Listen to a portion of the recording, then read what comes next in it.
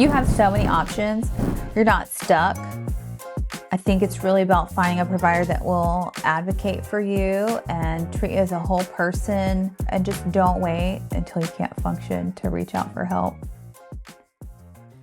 I mean, we go pretty deep. So we go from like birth all the way through childhood. I'm trying to understand that person in general and what their timeline in their life looks like. What are the things that are causing them stress? Do they have chronic illnesses? Do they have past trauma? Is there something acutely, an issue that has arose? What is their history? What is their family history? How do they feel? What are they needing? I think there's so many variables that go into that. It's just really trying to understand who that person is inside and out. I think a lot of different things. Your mental health matters. It is one of the most single-handed important things. Untreated mental health conditions increase your risks for heart attacks, strokes, a multitude of things. The untreated trauma, same thing. Like there's something called adverse childhood events. The more adverse childhood events you have, the higher risk you are for cancer or heart disease. And a lot of people, it still is stigmatized and kind of frowned upon. But I look at it kind of the opposite way, where if we treat your mental health, maybe you wouldn't be on 50 medications and 3 blood pressure medications. And, it is a root cause approach again. So I look at it from that aspect. Well, if it goes untreated, it just gets worse and worse and worse to the point that you can't function or want to die. And I think that's probably the worst case scenario. But slowly, it weighs you down. But for me, I think not dismissing anything and writing someone off just really comes from that feeling, wanting them to feel validated and really trying to understand. And honestly, things can overlap. Medical things can overlap with mental health. So is it something medical? And maybe it's a weird symptom, but if it's how you feel, it's valid, right? And I think it's important to discuss it. And, we see all different types of things in treatment, and detection's so important. Diagnosing correctly is important. And again, I think getting a full picture really does matter. Mental health through the whole person lens is looking at the entire person inside and out, medical review of systems, clinical symptoms for their mental health, um, stressors, biopsychosocial profile, their fears, their dreams, their concerns. And I think it's getting a good history for all of those things. I think it's trying to collaborate with their other providers. It's looking comprehensively at their medication list and trying to go through that and look for, interactions or potentially deprescribing. So I think there's a lot of things that we're able to do from more a collected standpoint. Sleep disturbances, appetite disturbances, difficulty concentrating, physical ailments, chronic pain. Untreated chronic pain can really affect us. Migraines, headaches, stomach issues can obviously also be related to mental health, but also you could need a GI map. So it's like, which would we do? And I think that's important because your gut, they say, like the second brain. So, if you are having GI symptoms, there's so many things to look at. Keeping a routine. So, how is their routine? What is their caffeine intake? Any substance use? How do they respond to stressors? Do they have acute stressors? What are they? Are they able to concentrate? Can they function at work? How are their social relationships? So I think it's so much bigger than just a physical symptom, but there's a million. And sometimes I think, you're getting all these workups, nothing's checking out. You feel, something's wrong. You just don't feel like yourself. And, sometimes there's not a diagnosis to slap on that, but it's knowing that this is how you feel and you have these things going on collectively. And then, what can we do to further evaluate that? And I think a lot of that is more like holistic things at that point. Hormonal changes can impact your quality of life significantly, from muscle tone and muscle mass to concentration and brain fog, feeling tired. It can affect other things, insulin levels, fatigue. I mean, a multitude of things. So, single handedly, right now, it's one of the most important things that I'm seeing. And I think, our environment's toxic. So, the more I think we're exposed to, the more issues we will see with hormones. I like to say adults are just big kids and that we need a routine too. So I think same sleep time, same wake time every day, and keeping a routine. Go to sleep at the same time, wake up at the same time, eat lunch at the same time every day. Weekends, I deviate an hour or two, but I try to keep all the same, not skipping meals, limiting caffeine, limiting substances in general. Walking 10 to 15 minutes after each meal can decrease your blood sugar a percentage. So I think that's a great hack. And, training weight resistance can also help preserve and help your mental health, preserve your muscle and help your mental health. So there's a lot of things that we can do on a regular basis to improve our health and our mental health. And diet and exercise alone, you can decrease the risk or rate of depression up to 35%.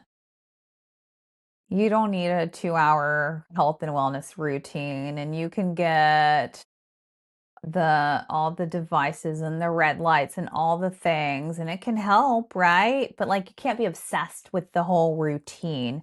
And also, you don't need to overwhelm yourself. You start one small habit and then you build on that habit over time, because it's not all or nothing. It's just about being better than yesterday and changing one tiny habit, keeping it, nailing it, and then adding something else. I think there's this all or nothing mindset and also like an instant gratification.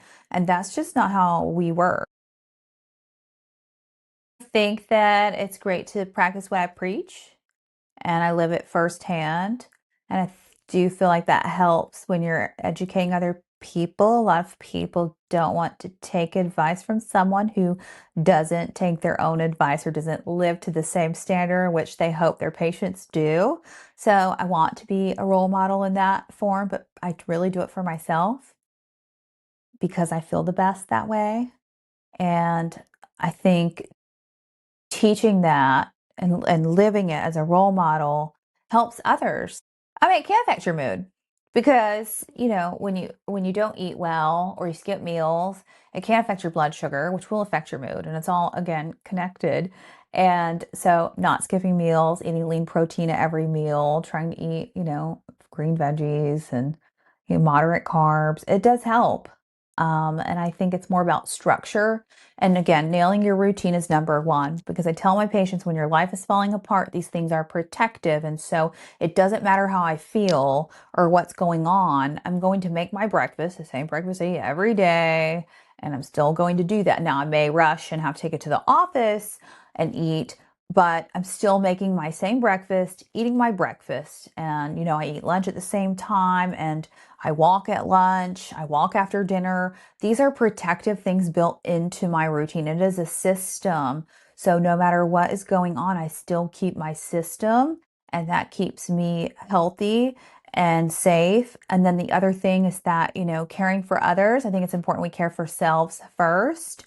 So I do always make sure that I follow my regimen so that I can care for others at the highest capacity I'm able, because there's a huge stigma still. And I think sometimes it's cultural or, age related. I would encourage them to just be curious about it and try to sit with really how they feel, and encourage them to know that mental health professionals are a safe space, and treatment can be a little overwhelming, can be a little scary. So I think it's finding someone that you feel like you could be comfortable with. I also tell people it's like dating. You're not going to like everyone that you date. You may have to date a few people until you find the right person that you feel comfortable with. But I think more so being curious about than ashamed, and you don't have anything to be ashamed about, but I do understand that feeling. Signs you should seek help. You can't function. You can barely do your job. Now you're starting to be late. You're failing in school. You aren't seeing your family anymore. You don't answer the phone. You don't want to do anything. So your level of functioning is declining, whether it's in school, work, home. You have like dark, sad thoughts, hopeless. You feel worthless, feel like giving up sometimes. You don't feel supported. I think that having people unbiased can really help in the mental health realm. So that's definitely when you should reach out. Most people reach out then, but not before. So I would say if you feel like you don't feel right, if you feel like something's off, if you feel like something medically could be wrong with you, I would reach out to anyone, to any provider, doctor, and get labs, see where you are, and don't wait until you can't function. I personally think everyone is different. And, you may want your space and not want to talk about it. And I may want to call five of my closest friends and talk to them for 3 hours about all of my woes and, get their feedback. So I really more think if you are a friend or a family of someone dealing with mental health struggles, asking how you can support them. Because what support is for one person may not be for the other. And I really do think it's a little bit more complex and unique than that. So I would just ask, how can I support you in this time? I think they should just say that. That in the past they felt dismissed. They're looking for someone who will really sit with them and look deeply into what's going on.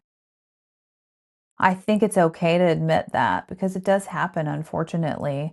But at the end of the day, the way you feel is valid, but it's not standard of care. So I think it's just until you find someone that you're comfortable with and not giving up. May take a few tries, but I think it's okay to disclose that if comfortable because you really want someone to have the considerations and know that you didn't have good experiences before. You don't have to handle this on your own. There are so many people who genuinely care about others and want to see them do well, be well, or get well. And I think that's a resource that is underrated. I think there's many things in the community that are offered as well, resources. So inherently, we need social interactions of some sort. And I think having a professional is a little different than, venting to a friend. So it's a different level of support, it's a different level of vulnerability, but also gives you a lot of privacy. You have so many options, you're not stuck. I think it's really about finding a provider that will advocate for you and treat you as a whole person. I think there's so many options out there, and just don't wait until you can't function to reach out for help. They could call our office, 813-856-1515, or our website, optimumhealthandwellness.org, and is spelled out.